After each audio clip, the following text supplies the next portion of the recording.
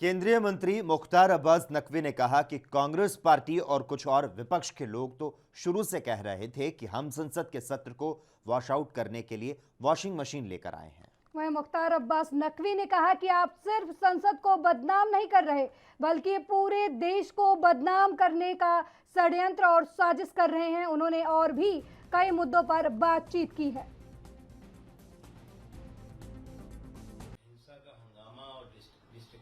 Drama दिखाई पड़ा, वो अपने आप में एक बहुत ही दुर्भाग्य है। और कांग्रेस पार्टी और उनके कुछ और विपक्ष के लोग तो शुरू से ही कह रहे थे कि हम संसद के सत्र को वॉश आउट करेंगे और हम संसद के सत्र को वॉश आउट करने के लिए वॉशिंग मशीन लेके आए हैं। और जब आप संसद के सत्र को वॉश आउट करने की वॉशिंग मशीन लेकर आए हो तो आपका इसी तरह का हिंसक हंगामा और डिस्ट्रक्टिव ड्रामा दिखाई पड़ेगा। आज जो है वो हमारा देश आजादी के 75वें वर्ष का अमृत महोत्सव मना रहा है। क्या आप संदेश देना चाहते हैं?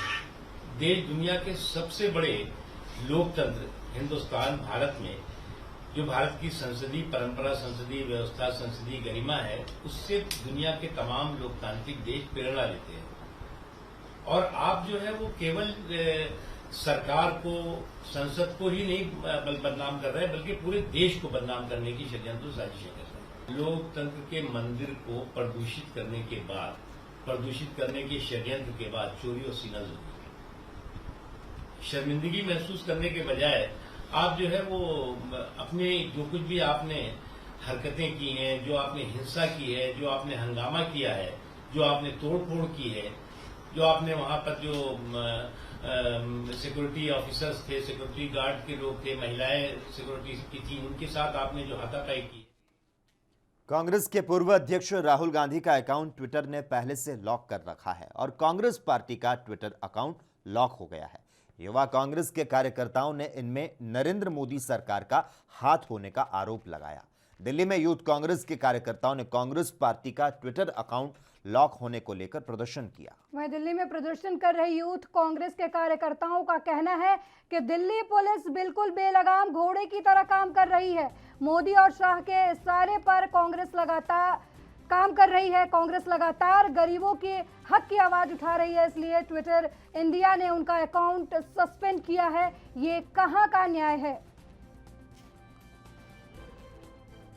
ये मोदी जी का सदन को 2 दिन पहले समाप्त करना, राहुल जी का ट्विटर अकाउंट बंद कर देना, मेरा ट्विटर अकाउंट बंद कर देना, ये दर्शाता है कि सरकार जवाब देने से कतराती है। आखिर क्यों? आज न केवल दलित वर्ग परेशान है, आज दलित वर्ग की बच्चियां, छोटी छोटी नन्ही मुन्नी बच्चियों के साथ साथ आम बच्चियां भी आज सुरक्षित नहीं है। नारी सुरक्षा की बात करने वाले लोग आज नारी सुरक्षा पर डिबेट नहीं करते हैं। मोदी जी की जुबान से एक शब्द नहीं निकलता है कि दिल्ली में वो रहते हैं, रेस्कोस यहीं पे है, बच्ची के साथ रेप होता है, एक शब्द, एक ट्वीट नहीं करते हैं। दिल्ली के मुख्यमंत्री एक शब्द नहीं बोलते हैं। आखिर कहाँ है नारी सुरक्षा? मैं कहना चाहता हूं, जब से कांग्रेस का संविधान बना, कांग्रेस बनी, तब से दलितों को न्याय दिलाने के लिए उस संविधान में प्रोविजन किया गया और उसको जिंदा रखने के लिए, कायम रखने के लिए इंदिरा जी के समय से लेकर आज राहुल। कांग्रेस सांसद राहुल गांधी के अकाउंट के बाद अब कांग्रेस पार्टी का ट्विटर अकाउंट भी लॉक हो गया है। गुरुवार को कांग्रेस द्वारा आरोप लगाया गया कि उनका ट्विटर अकाउंट लॉक कर दिया गया है। कांग्रेस ने कहा, लेकिन हम अपनी लड़ाई जारी रखेंगे। सुनते हैं कांग्रेस नेता पूनम भाकर की प्रतिक्रिया। राज्यसभा में विपक्ष का महिला एमपी का प्रोटेस्ट को भी दबाते हुए वाइस चेयरमैन साहब कल राज्यसभा को बर्खास्त किया गया है, सैनिटाइज किया गया है। ऐसा नहीं है क्योंकि डेमोक्रेसी में बात उठा सकते, किसान का भी हो या पेगासस के इशू पे हो या देश में बहुत सारे इश्यूज पे चर्चा करने के लिए केंद्र सरकार तैयार नहीं है। इसीलिए डेमोक्रेसी को दबा के हाउस को चलाना चाहता है और प्रोटेस्ट को मौका ही नहीं देता है, फिर उसके ऊपर उल्टा इल्ज़ाम लगाता है। ये सही नहीं है। इसीलिए आज सोनिया जी का नेतृत्व में पूरा विपक्ष जो दिल्ली में धरना चला रहे हैं, वो धरना के पूरा देशवासी, देश के कोई भी इस डेमोक्रेसी में विश्वास करने वाला पूरा मदद देना चाहिए। जब ट्विटर में कुछ पोस्ट आए सरकार के खिलाफ, सरकार के नेगेटिव में आए, तो ट्विटर का पोस्ट को ब्लॉक कर दिया। कल भी बहुत सारे कांग्रेस लीडर के ट्विटर ब्लॉक किया गया।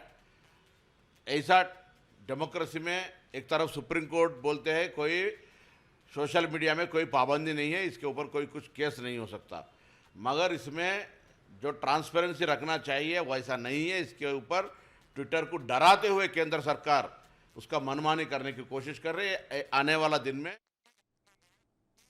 कांग्रेस नेता तारिक अनवर ने भारतीय जनता पार्टी पर हमला किया है। उन्होंने पेगासस मुद्दे को लेकर भी अपनी प्रतिक्रिया दी है। क्या कुछ कहा उन्होंने, सुनाते हैं आपको।